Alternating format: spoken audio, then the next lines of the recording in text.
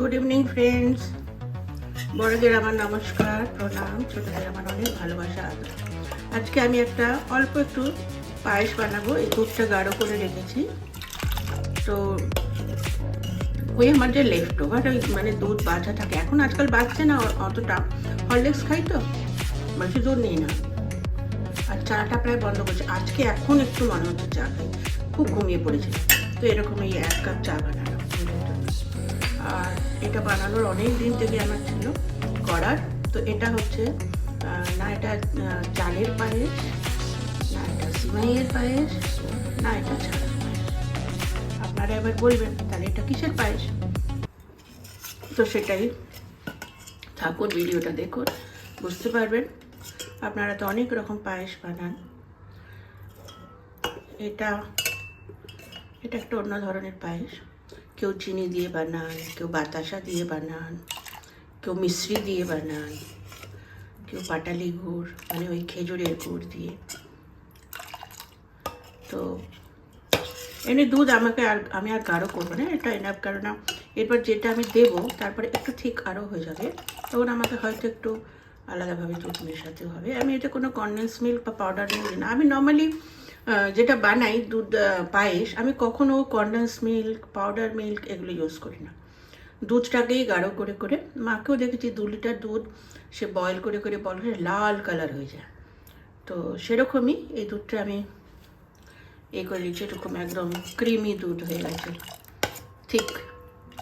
এর মধ্যে এখন যে পায়েসটা আমি যেটা দিয়ে তৈরি করব সেটা এখন এতে ধীরে ধীরে অ্যাড করব। অ্যাড করার সময় আমাকে খেয়াল রাখতে হবে যেন এটা হাই ফ্লেমে না থাকে। কারণ যেটা আমি অ্যাড করব ওটা হাই ফ্লেমে থাকলে কিংবা সাথে সাথে যদি দুধটা ফুটে ওঠে, মেবি দুধটা ফাটতে পারে।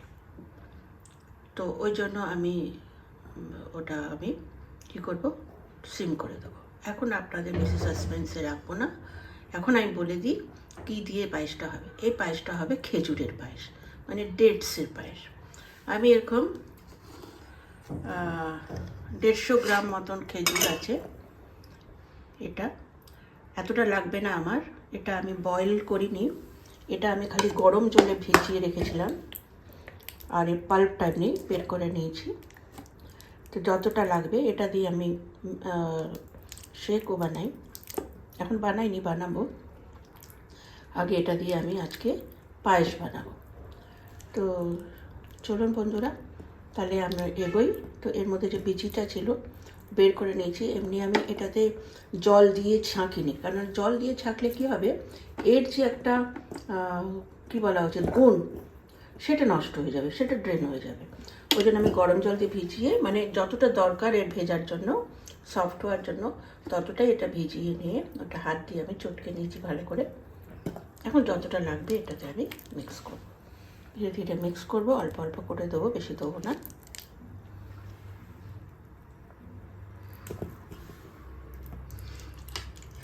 এতে হালকা আমি পরে খুবই সামান্য চিনি দেবো, কেননা খেজুর হচ্ছে দেখি মিষ্টি। এটা খুব সুন্দর একটা সেন্ট হয়। যদি চান তো ছোটো এলাচ একটা দিয়ে দিতে পারেন। এতে কিন্তু আমি কোনো কাজু কিশমিশ দেবো না, কেননা খেজুরের যে একটা নিজস্ব আছে, সুন্দর একটা সুগন্ধ বেরিয়েছে। আমি ফোটাচ্ছি না, খালি নেড়ে দিলাম, আর বেশি নাড়বো না।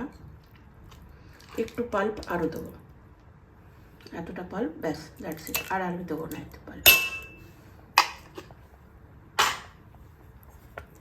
তো আমি বললাম না, এতে না আমি দেবো কাজু, না আমি দেবো কিশমিশ। আপনারা চাইলে দিতে পারেন, কিন্তু আমি দেবো না। এভাবে পাল্পটা বের করে রাখলে পারে ফ্রিজে, তখন আপনি চাটনিও বানিয়ে নিতে পারেন। দরকার পড়লে তো এরকম পায়েস বানাতে পারেন।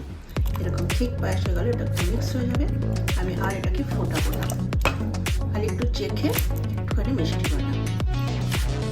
মিষ্টি বানাবো। মানে এর মধ্যে 1 চামচ মিষ্টি দেবো। তো আমার এটা বন্ধ করে দিয়ে হয়ে যাচ্ছে। এই আমার পায়েস হয়ে গেল। কিচ্ছু ফাটেনি, কিচ্ছু হয়নি।